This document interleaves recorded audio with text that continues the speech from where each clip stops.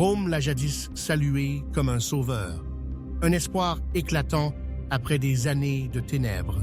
Mais que se passerait-il si les désirs les plus profonds d'un dirigeant pouvaient transformer votre propre foyer, votre ville entière, en une chambre de torture? Caligula ne s'est pas contenté de régner sur un vaste empire, il a lentement, horriblement, dévoré son âme même.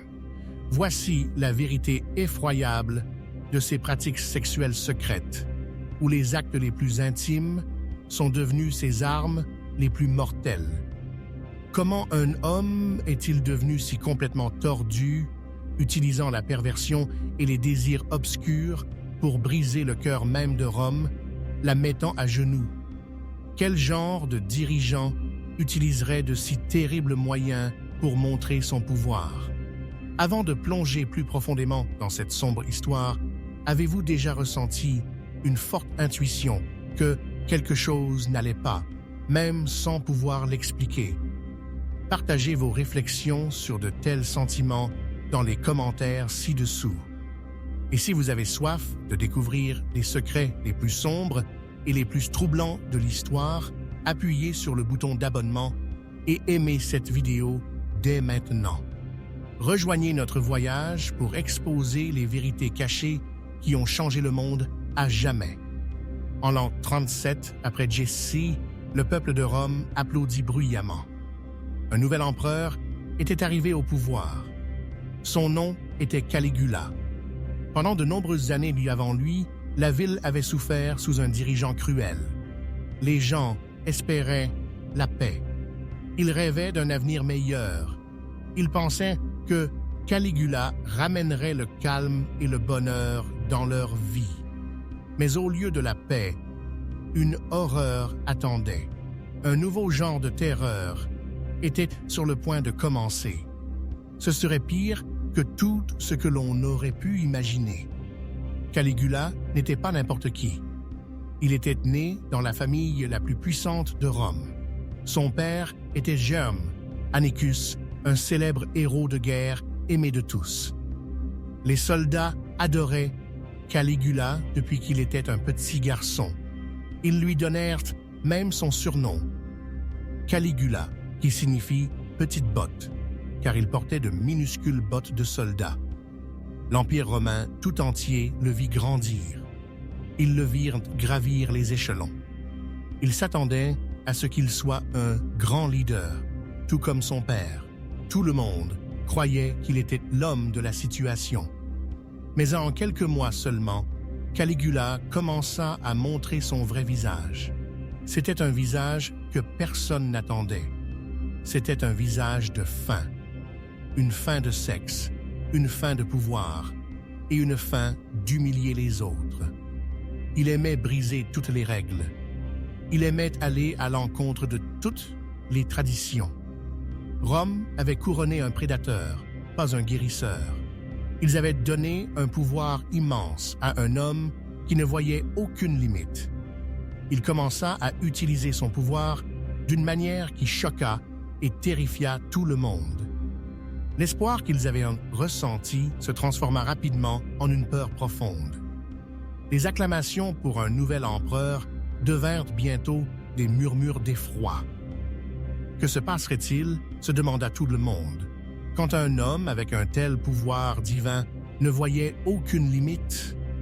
Que se passerait-il quand la personne censée protéger Rome décidait plutôt de détruire son âme même? Les réponses seraient plus horribles que n'importe quel cauchemar. Rome était sur le point d'apprendre une terrible leçon sur le pouvoir incontrôlé. Les écrivains anciens ont relaté les terribles actions de Caligula. Ils ont dit qu'il avait transformé la politique, la façon dont Rome était gouvernée, en un jeu pervers et tordu. C'était un jeu où aucune famille n'était en sécurité. Personne, pas même les plus puissants, ne pouvait se sentir en sécurité. Il détruisait la confiance et l'honneur chaque jour.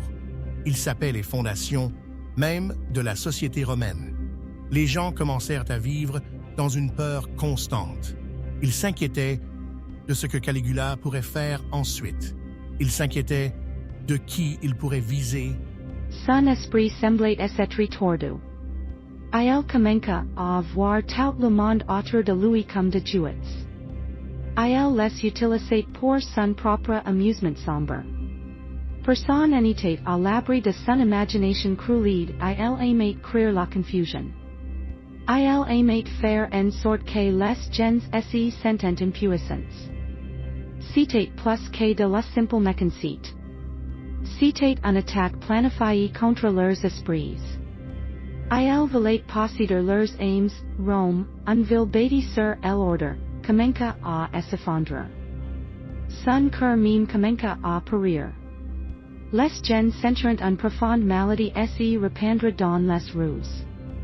Ils virent leur monde changer pour le pire. L'un de ces actes les plus choquants impliqua ses propres sueurs. Imaginez l'empereur, l'homme le plus puissant du monde, perdant avertement avec ses sueurs. Non pas comme de membres de famille respects, mais comme ses amantes. Il força d'importants sénateurs, les dirigeants de Rome, à assister à ces actes interdits. Ces sénateurs étaient de hommes de grand pouvoir et de grand respect. Ils étaient censés faire respecter le droit et la tradition romaine. Mais ils étaient impuissants. Ils devaient rester là et regarder le scandale fut immense. La loi romaine interdisait strictement de téléphones actes. Les exhibir en public, comme s'il s'agissait de femmes ordinaires, était un terrible insult. C'était un acte destiné à humilier ses familles. Imaginez la honte que les sueurs durant ressentir. Elles étaient nées dans le pouvoir, destinées à de mariages respects. Au lieu de cela, elles furent exhibies comme de trophies. Leur honneur fut complètement détruit. Les sénateurs, les hommes les plus puissants de Rome, n'y purent rien faire. Leurs visages devinrent pales d'horreur. Leurs esprits s'emballèrent de peur. Ils savaient que c'était mal, mais ils étaient piégés. Chaque apparition publique devint une épreuve. Chaque réunion de famille devint un cauchemar. Et personne n'y savait quelle nouvelle infamie Caligula allait inventer. L'air était lourd de tension. Cette démonstration n'était pas une question d'amour au lieu de désir au sens normal. Il s'agissait de contrôle pur et simple. Il s'agissait de montrer que la volonté de Caligula était la seule loi. Et personne n'y pouvait s'y opposer. C'était une démonstration terrifiante de pouvoir total. C'était un moyen pour Caligula de dire à tout le monde qu'il était au-dessus de toutes les lois. Il était au-dessus de toutes les coutumes. Il pouvait faire ce qu'il voulait. Et personne n'y pouvait l'arrêter. Il se moquait et humiliait ses propres familles en public. Il les faisait souffrir. Et il forçait les dirigeants de Rome à regarder chaque instant. C'était un message clair. Il disait à tout le monde que même ses propres sueurs n'étaient pas en sécurité, alors personne d'autre n'y était certainement. C'était un acte délibéré de humiliation, non seulement pour ses sueurs, mais pour tout Rome. Les visages de sénateurs étaient pales. Leurs cours battaient la chamade de peur. Ils savaient que c'était un péché terrible, une violation de tout ce qui était sacré. Mais ils n'osaient pas parler. Ils n'osaient même pas détourner le regard, mais ces portés maléfiques dépassaient largement ses propres familles. Les désirs tortus de Caligula touchant chaque recoin de la société romaine. Il visait à briser toutes les règles, tous les liens sacres et toute confiance tacite. Sa croix n'y connaissait pas de limites. Il voulait que tout le monde se sentait impuissant. Il voulait leur faire comprendre que leurs vies, leur honneur et leurs familles étaient entièrement entre ses mains. Il fit remettre en question tout ce en quoi ils croyaient. Il les fit se demander si Rome serait un jour la même. Il aimerait voir le père dans les yeux de personnes importantes. Il voulait qu'elles connaissent leur place. Leur statut élève n'y signifiait rien pour lui. Leurs anciens noms de famille n'y leur appartenaient aucune protection. Caligula aimait voir leur fiert disparaître.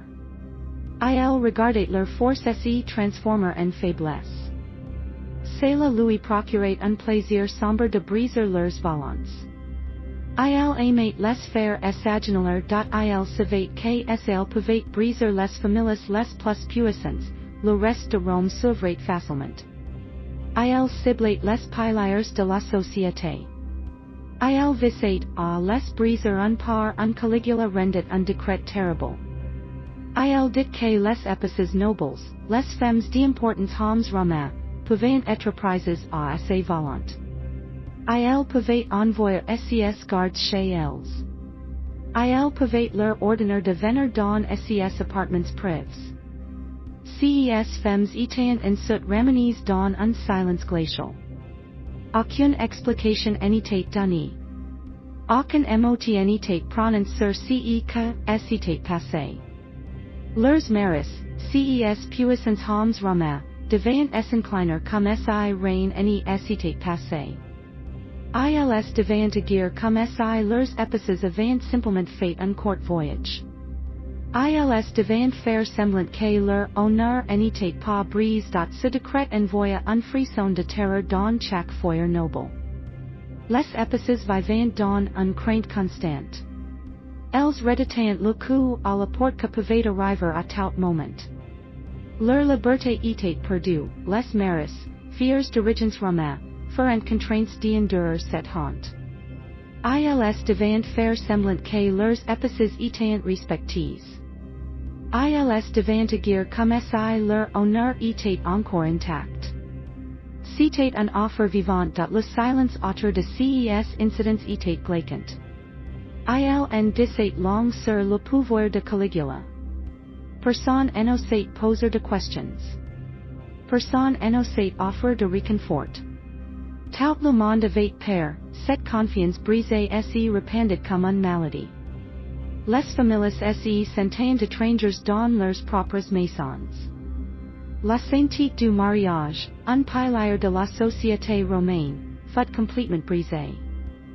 Cela crée un plaie profondément purulente. Cet acte de terreur fut incroyablement destructeur. Il détruisit le lien sacré du mariage. Il ôtait l'honneur de familles nobles. Et il montra que Caligula pouvait faire tout ce que il voulait. Les maris devaient souffrir en silence. Ils devaient reveler leur fierté. Ils devaient cacher leur douleur.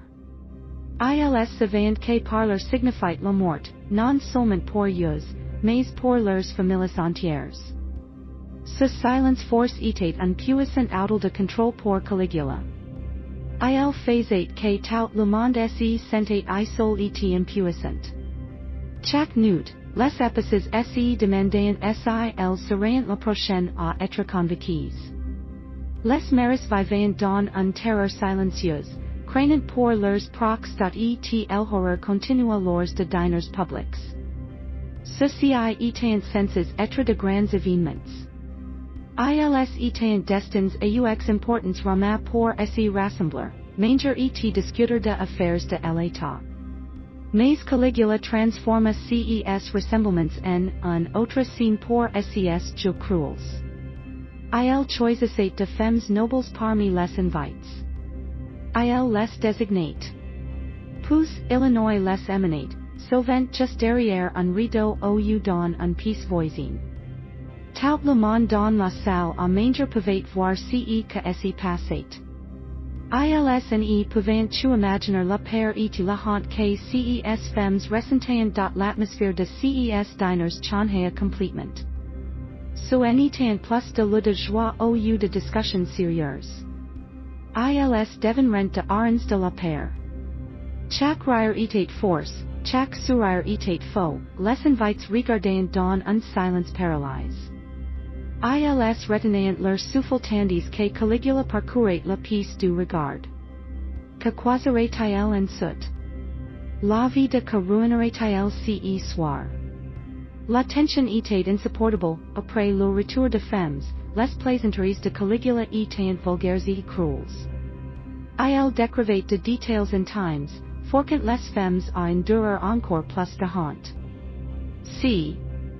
Était un torture public de leurs aims. Le rire force de invites faisait écho au vide dans leurs cours. Ils rien pour survivre.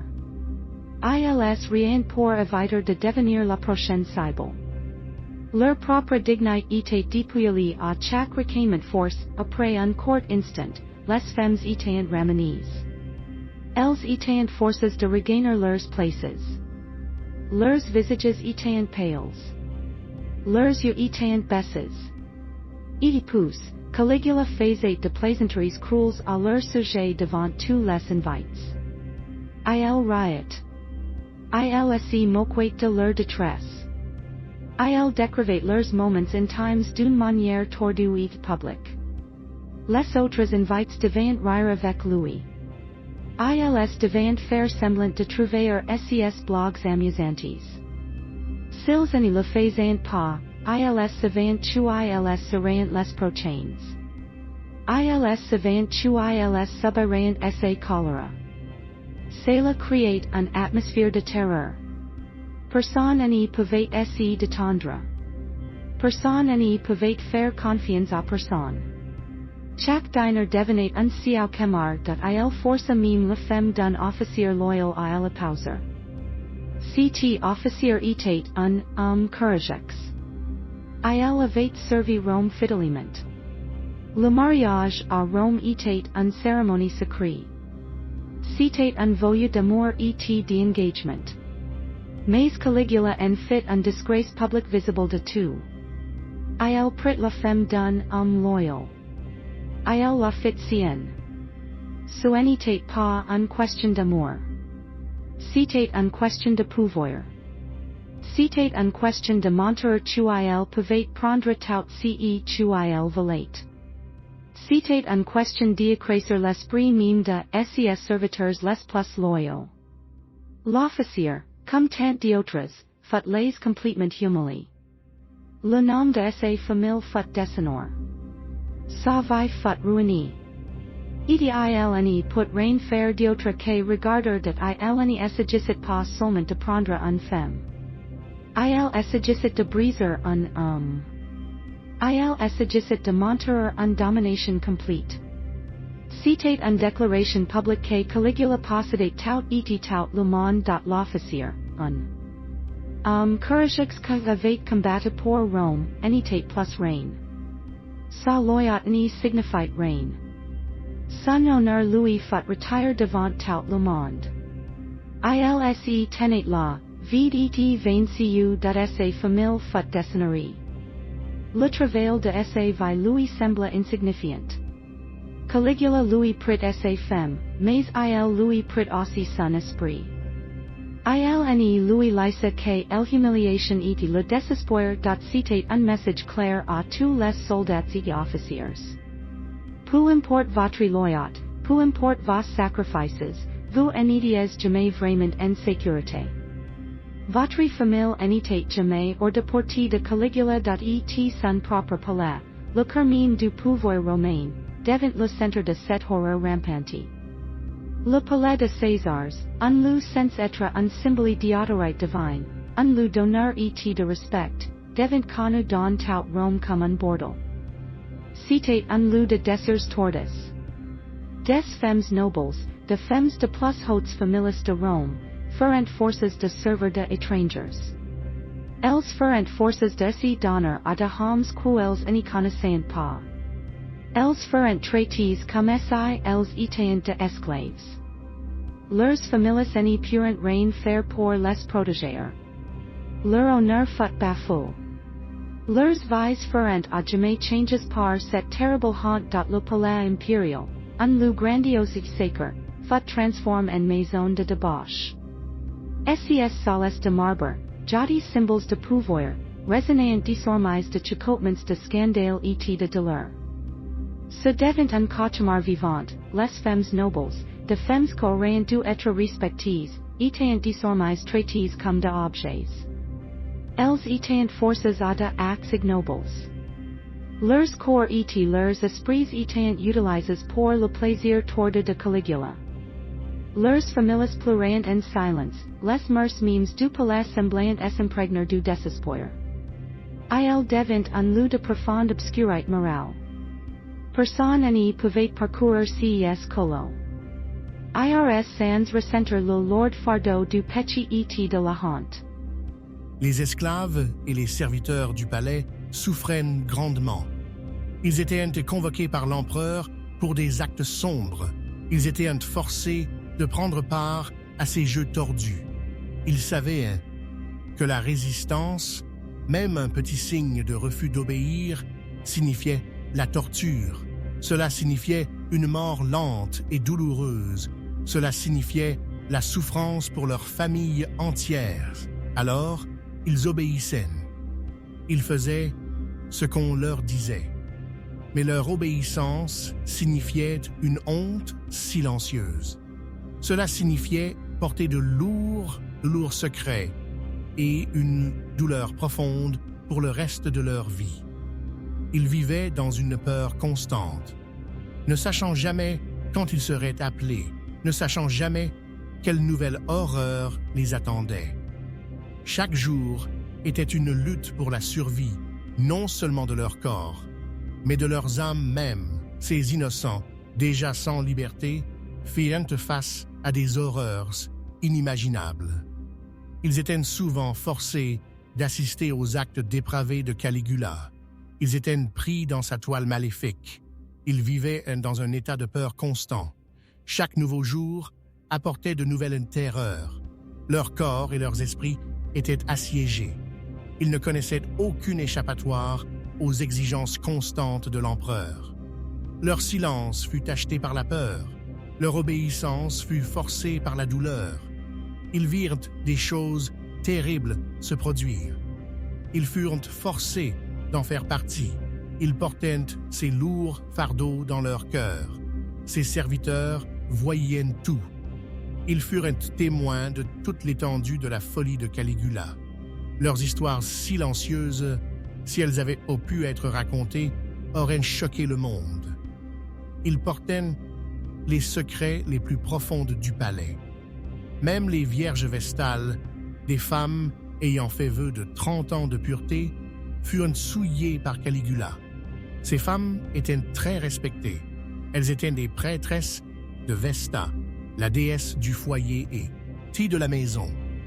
On croyait qu'elles protégeaient Rome. Leur pureté était un symbole de la force et de la moralité de Rome. Si une vierge vestale rompait son vœu de pureté, cela était considéré comme un terrible présage pour toute la ville. La punition était d'être enterrée vivante. Mais Caligula, avec sa cruauté sans bornes, ignora ces lois sacrées. Il força ces femmes pures à être ses jouets. Il les souilla, brisant les lois les plus anciennes et les plus sacrées de Rome. Ce n'était pas seulement un crime personnel, c'était une attaque contre l'âme même de Rome. C'était un acte dont beaucoup croyaient qu'il attirerait une malédiction sur la ville. Cet acte fut considéré comme un sacrilège inqualifiable. C'était une insulte directe aux dieux. C'était un défi dangereux aux croyances les plus anciennes et les plus sacrées de Rome. Les gens craignaient un châtiment divin. Les vierges vestales représentaient la pureté morale de Rome. Elles incarnaient la force spirituelle de la ville. En les souillant, Caligula attaqua l'âme même de Rome. Il tenta de briser son lien avec les dieux.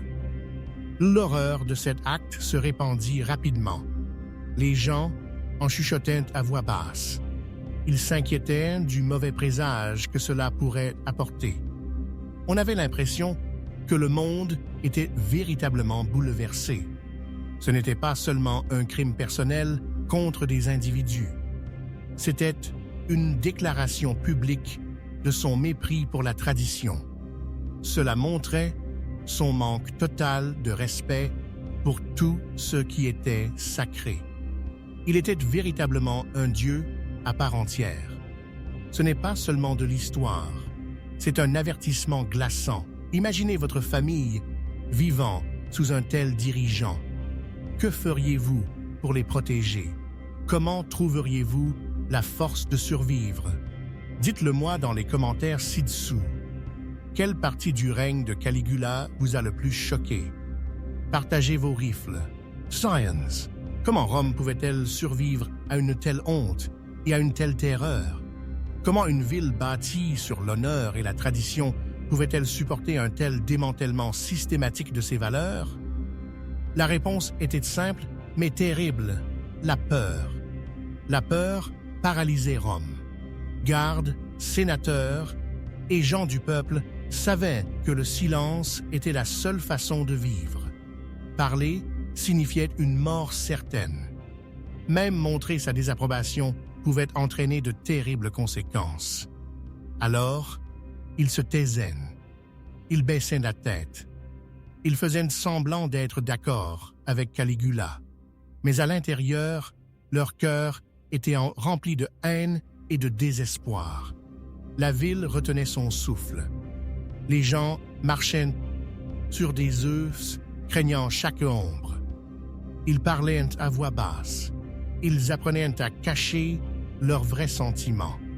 Leurs visages devinrent des masques.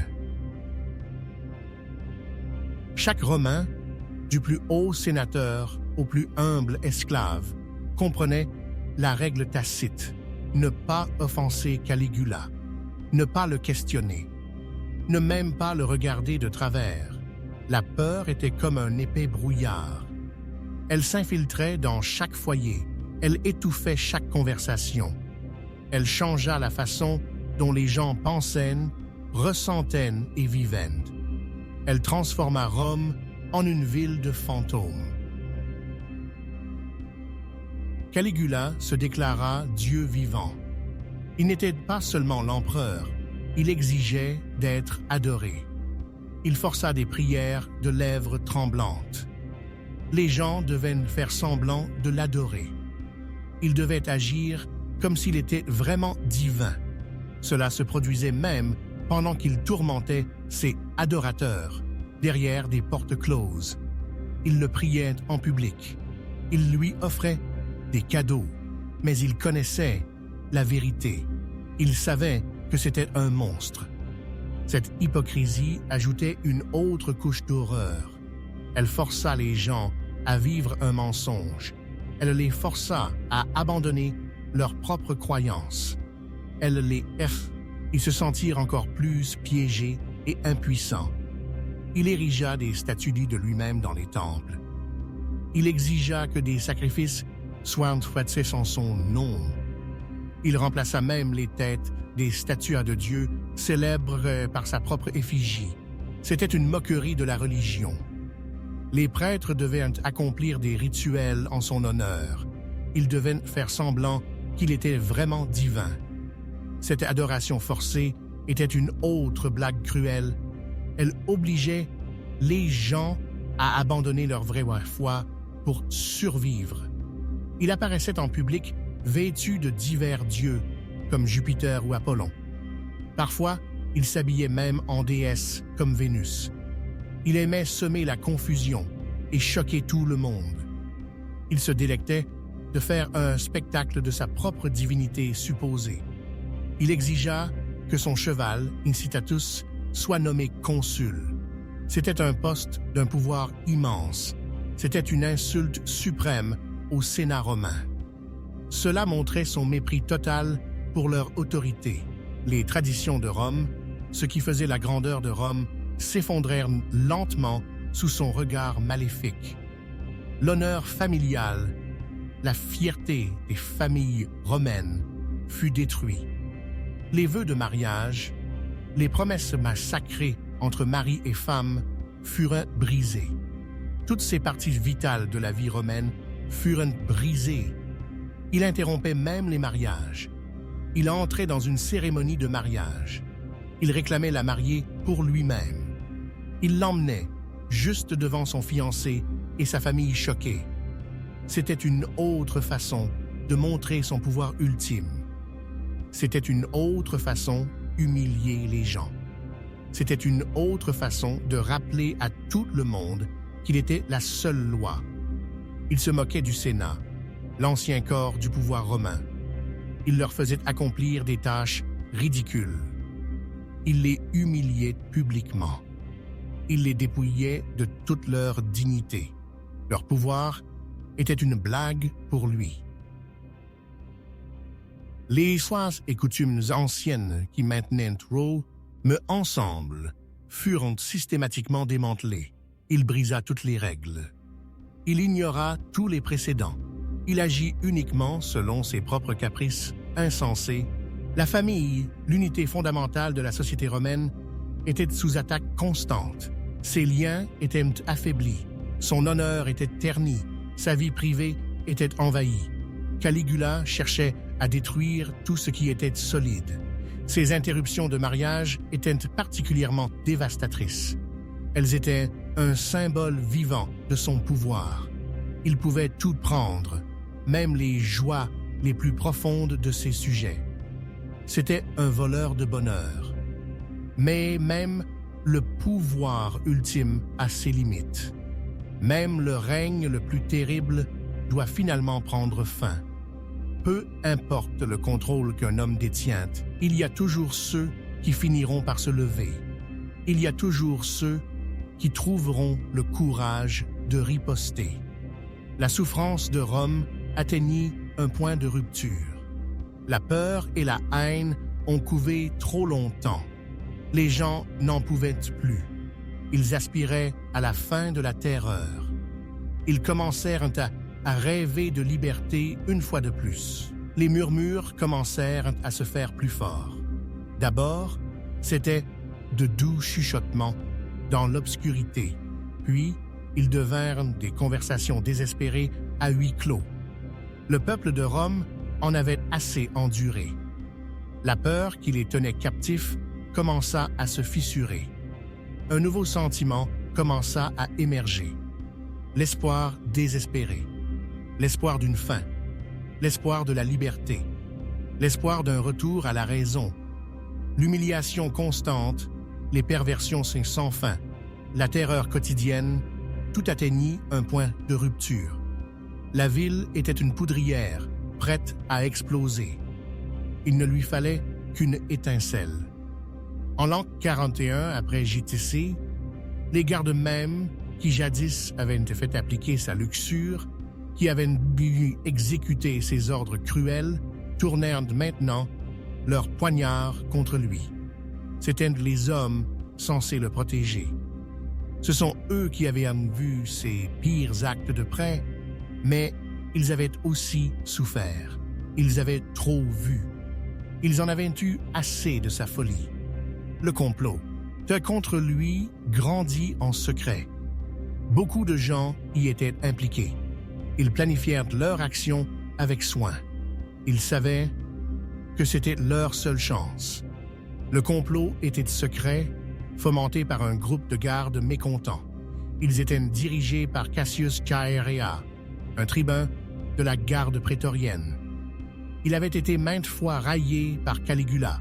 Sa haine était profonde. Ils avaient enduré ses blagues cruelles. Ils avaient été témoins de ses actes monstrueux. Ils avaient été forcés de participer à sa dépravation. Leur loyauté avait cédé. Ils voulaient se venger. Par un froid jour de janvier, l'occasion se présenta enfin. Caligula quittait un spectacle de gladiateurs. Il traversa un passage caché sous le palais impérial. Il était presque seul. Ce passage, une voie secrète pour l'empereur, devint son piège mortel. Les gardes le prirent en embuscade. Leurs poignards brillèrent dans la faible lumière. Ils frappèrent encore et encore. Caligula hurla mais ses cris furent rapidement étouffés. Son corps tomba, transpercé par d'innombrables lames. Le sol, taché de ses crimes, portait maintenant son sang. La justice, rapide et brutale, était enfin arrivée.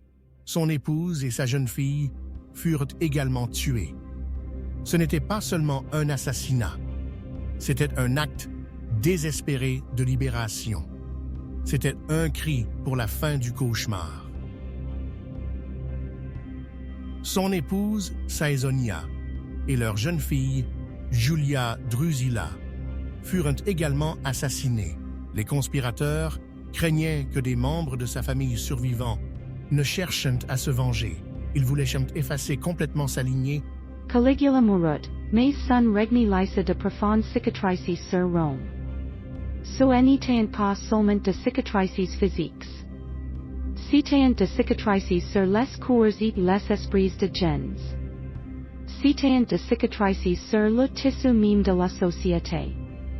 Les familles furent brisées. Leur honneur fut détruit. Les esprits furent brisés. Une ville, autrefois fière et forte, était maintenant hantie par son terrible passé. Le souvenir de ces cruauts persiste pendant de générations. Les gens n'oublieront jamais le père qu'ils avaient vécu. Ils n'oublieront jamais la honte qu'ils leur avaient infligée et le traumatisme de son règne durant des décennies. Des générations de Romains se souviendront de la peur. Ils se souviendront de la honte. Ils se souviendront de l'effondrement complet de leur société, les blessures étaient profondes. Elles n'étaient pas seulement physiques, mais mentales et spirituelles. Rome dat lentement guérir de la folie. Elle dat reconstruire sa confiance. Elle dat restaurer son honneur dat le souvenir de Caligula devint un conte moral. Un chapitre sombre de l'histoire romaine. Un rappel de la facilité avec laquelle le pouvoir peut corrompre. Un avertissement contre le fait de donner trop de contrôle à un seul homme. Son histoire est un avertissement brutal. Elle nous dit ce que arrive quand le désir devient loi. Elle nous montre ce que arrive quand le pouvoir absolu ne connaît pas de limites. Elle révèle comment même les empires les plus puissants peuvent périr de l'intérieur. Ils peuvent être détruits non pas par des ennemis extérieurs, mais par la méchanceté de leurs propres dirigeants. Rome a appris un leçon brutal. Elle a appris que l'arme la plus mortelle n'est pas une épée, ni une armée. C'est le désir de chaîne sans retenue. C'est la soif de pouvoir incontrôlée, menant à des actes indicables que peuvent déchirer une société de l'intérieur. Survivrez-vous dans un tel monde? Oui ou non, dites-le-moi dans les commentaires si ideces, elle montre comment un pouvoir incontrôlé peut empoisonner tout ce qu'il touche. Il peut détruire de familles. Il peut briser de traditions. Il peut transformer un empire glorieux en un terrain de jeu personnel du mal. Le règne de Caligula prouve que la décadence interne peut être bien plus destructrice que n'importe quel ennemi extérieur. Une société peut être détruite de l'intérieur par la maladie de son propre dirigeant. Son histoire est un miroir glaçant. Elle reflète les parties les plus sombres de la nature humaine. Elle nous avertit de dangers de l'ego démesuré. Elle nous rappelle de toujours questionner le pouvoir. Cette période terrifiante de l'histoire romaine enseigne un amir leçon. Elle révèle que la véritable force ne réside pas dans le pouvoir absolu, mais dans la justice, le respect et la protection de son peuple.